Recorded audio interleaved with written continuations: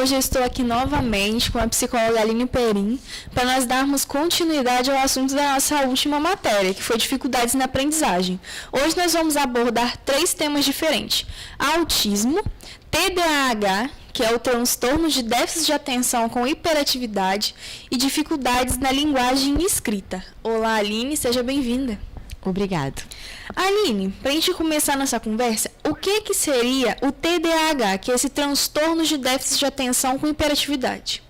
Então, o TDAH é um transtorno neurocomportamental com causas ainda em pesquisas, né? Elas não foram ainda, de certa forma, comprovadas. Nós sabemos que tem um histórico familiar para ser avaliado, né? Mas o que a gente sabe é que tem um transtorno de déficit de atenção com hiperatividade e sem hiperatividade. Então, o transtorno de déficit de atenção e hiperatividade nem sempre está ligado com a hiperatividade. Ele pode estar também separado, sendo só um déficit atencional. E como que seria o comportamento de uma criança com TDAH? Então, inicialmente a gente faz um diagnóstico clínico, né? Então, visualizando e percebendo o comportamento daquela criança. Então, tem 3 características básicas que a gente começa a perceber. E essa característica a gente pode perceber com a observação do comportamento ou também através de testes psicológicos e cognitivos que hoje nós temos no mercado. As 3 características são: geralmente a criança, para ter o transtorno de déficit de atenção e hiperatividade, ela tem que ser impulsiva, desatenta e não necessariamente hiperativa, como eu disse no início. E qual tratamento? Existe um tratamento para esse transtorno? Existe tratamentos para o transtorno, sim. Os tratamentos são medicamentosos. Geralmente, quem tem o transtorno toma o medifluoridrato, que é uma composição que tem no nome do medicamento, que existem 3, que é a Ritalina, o Concerta e a LA. Cada uma delas tem um nível, né, de dosagem. Uma dura o tempo inteiro, outra dura um pouquinho menos e outra tem um nível maior. São esses medicamentos que são utilizados. Mas hoje as pesquisas vêm mostrando que só a medicação, ela não, de certa forma, ela não tem um resultado tão eficaz. O legal seria a medicação, tratamento medicamentoso, com a terapia cognitivo-comportamental, né? E, às vezes, algumas crianças, quando elas têm algum déficit de linguagem, né, ou uma dificuldade de aprendizagem, que na maioria delas acabam vindo junto, a gente também trabalha com a fonoaudiologia. Em um adulto, Aline, quais são os impactos desse transtorno na vida dele, de uma forma geral? O adulto, de certa forma, né, ele foi uma criança com TDAH que não foi diagnosticada, que não foi percebida. Então, hoje em dia também existem pesquisas apontando esses adultos com TDAH e trazendo algumas características. Geralmente, adultos que se tornaram, né, que eram crianças TDAH e que hoje são adultos, eles continuam tendo TDAH, né? Só que, de certa forma, né, a partir do amadurecimento do cérebro, eles melhoram um pouquinho em alguns níveis. Mas, assim, existe essa pesquisa na qual eu mencionei, ela traz algumas características. Geralmente o adulto com TDAH que não foi tratado tem grande índice de acidentes de trânsitos, tem grande índice de fracasso escolar, parou na escola, não terminou. Então, às vezes a gente escuta, né, quando os pais vão procurar pelos filhos, aí eles acabam sabendo que eles também eram portadores de TDAH, que na maioria tem um histórico familiar, uma genética. Então, hoje em dia, né, no meu consultório, eu nunca diagnostiquei uma criança que o pai ou a mãe não fossem TDAH. Também tem uma outra característica, sempre mais em homem do que em mulheres, né? As pesquisas mencionam.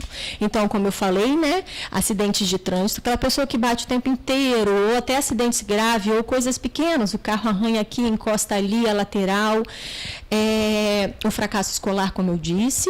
Uma outra característica também que a gente eleva é divórcios. TDAH, então, as pessoas se divorciam muito mais, né? São esses levantamentos que as pesquisas costumam trazer para nós, desses grandes índices. Juntamente com o TDAH, pode-se desenvolver uma dificuldade de linguagem escrita? Sim. A gente chama isso de comorbidade, né? Então, o TDAH, nós costumamos brincar que ele nem sempre vem sozinho, ele vem com algumas comorbidades. E uma dessas comorbidades pode ser um problema, né, de aprendizagem, que a gente chama de distúrbios, né, de aprendizagem. Na união desses dois problemas, dois distúrbios no caso, podem trazer causas, como eu posso dizer, problemas mais graves para a pessoa? Sim, né? Quando a gente tem um problema, a gente resolve de um jeito. Quando a gente tem 2, 3, a gente resolve de outra maneira, né? Então, DDAH com comorbidades em distúrbios de aprendizagem. Quais distúrbios de aprendizagem que a gente pode mencionar, né? A dislexia, a disgrafia e a descalculia. São, assim, os que geralmente vêm junto, né? Cada um com a sua característica. Quando a gente fala da dislexia, a gente está falando de uma dificuldade escrita e espontânea em mostrar severas complicações, dificuldades na composição e na organização das ideias. E aí ela acaba trocando os fonemas, não sabendo falar direito, né? Ou melhor, se ela não sabe escrever, né? Ou se ela não sabe falar, os dois a gente pode dizer, se eu não sei escrever, eu não sei falar. Se eu falo errado, eu vou escrever errado, né?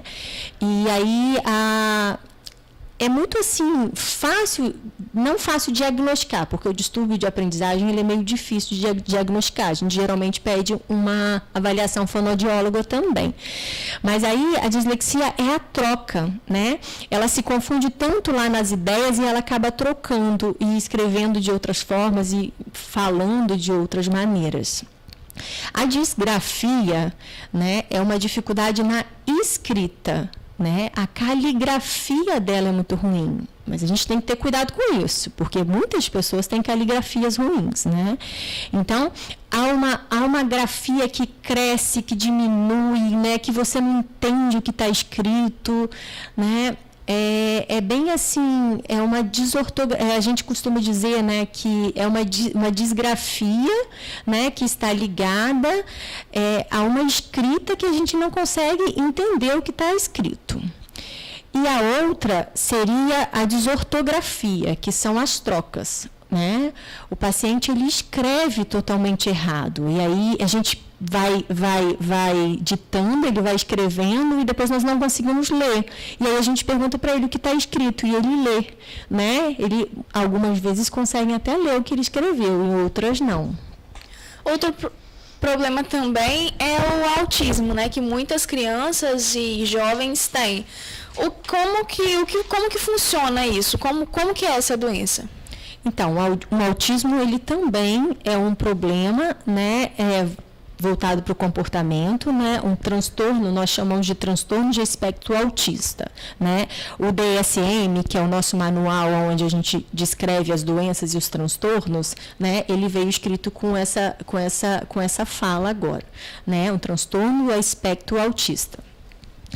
É uma síndrome comportamental, que também é diagnosticada através de exame clínico, né?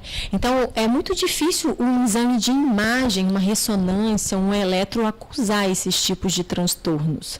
Então, é feito um mapeamento, nós costumamos dizer, né? De sessões com testes, né? Hoje em dia a gente tem esses testes que eles facilitam a gente muito, porque aí na hora da mensuração dos testes a gente consegue ver alguns quadros, algumas características e fica mais fácil para a gente diagnosticar. E as observações clínicas e também o relato de família e escola. Escola ajuda muito nesse diagnóstico.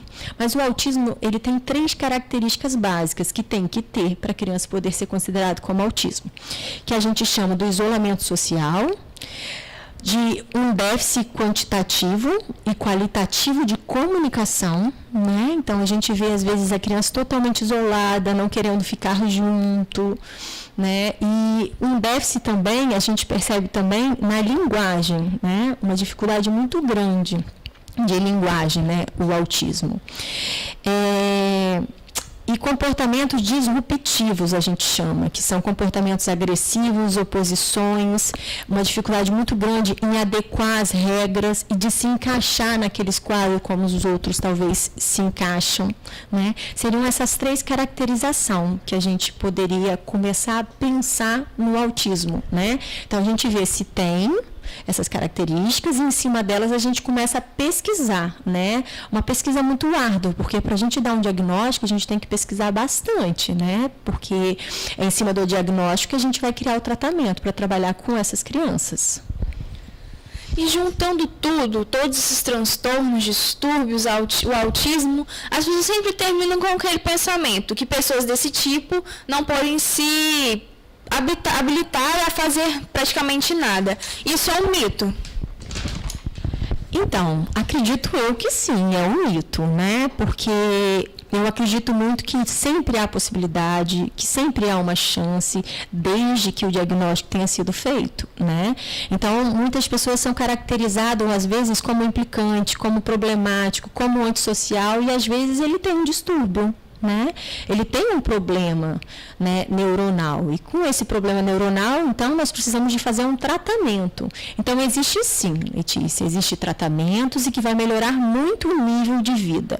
Mas, assim, eu falo muito no meu consultório, quando eu chego a dar um laudo, e nós, psicólogos, não damos um laudo mostrando o diagnóstico. A gente faz uma avaliação, a gente mostra o índice, a hipótese diagnóstica, é assim que a gente chama. A gente vai dar uma hipótese diagnóstica e a gente vai encaminhar para o neurologista, né? Sobre esses distúrbios que nós falamos aqui, geralmente a gente encaminha para o neurologista. Por que para o neuro? Porque são distúrbios neuronais, né?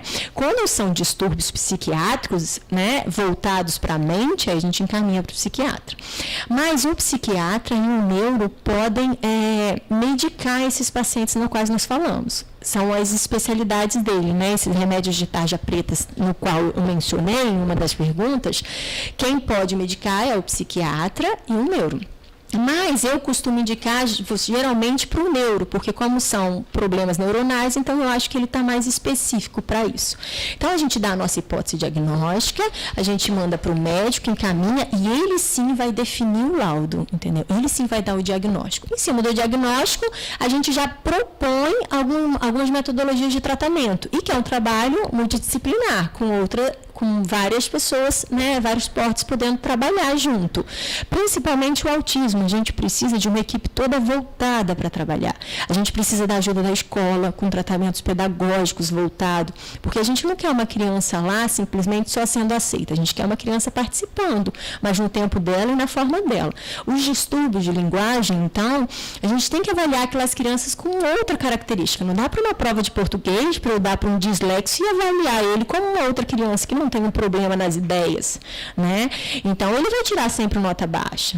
Então, é um meio e métodos que a gente tem que encontrar para encaixar esse paciente e criar um jeito dele tirar nota sim, entendeu? Ele é capaz, porque esse distúrbio é uma defasagem na escrita e na leitura, mas ele é uma criança de padrão normal, né? Se eu fizer um teste de inteligência para ele, que é o teste do VISC de QI, o QI dele pode dar no padrão, né? Mas vai mostrar aonde ele tem as deficiências. E tem como você dar exemplos de quais atividades que uma pessoa com um transtorno de hiperatividade ou com autismo se desenvolve melhor? Sim, tem como eu dar um exemplo. Vamos lá, né? Esporte. Esporte é ótimo para quem tem DDAH. Entendeu? Geralmente eles se desenvolvem, eles gostam muito, né? Eles têm a maior habilidade. Alguns, porque tem alguns que têm um problema na coordenação motora fina. Então, aí, alguns tipos de esportes eles acabam tendo dificuldade. Dependendo do nível do DDAH, às vezes ele não consegue nem aprender a andar de bicicleta por causa da motricidade. Então, a gente tem que ver, cada caso tem um caso. Então, a gente tem que avaliar e diagnosticar dentro do quadro em si, e ver o que ele gosta mais, qual a característica dele. Então, eu tenho pacientes autistas que se desenvolvem muito bem no computador, né? Mas que se eu mandar ele ler um texto, ele vai começar a ler o texto, mas na metade do texto, ele vai parar. E eu vou ter que chamar ele para ele começar de novo. Então, assim, uma criança com esse grau e com esse grau de desatenção, a gente pede aos professores, geralmente eu mando encaminhamento, pedindo para fazer provas pequenas, com perguntas muito óbvias, porque ele se cansa até na leitura. Né?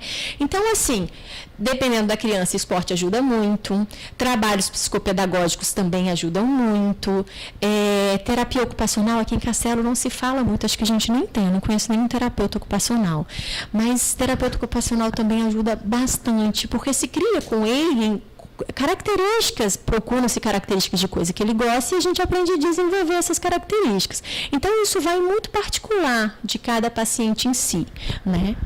Muito obrigada, Aline, pelas informações. De nada. E para vocês que querem encontrar mais informações e querem saber também da nossa última matéria, como eu falei, dificuldades na aprendizagem, só acessar nosso site, atitudejb.com, e vai achar tudo lá. Letícia Lóquio para a Web TV Atitude JB.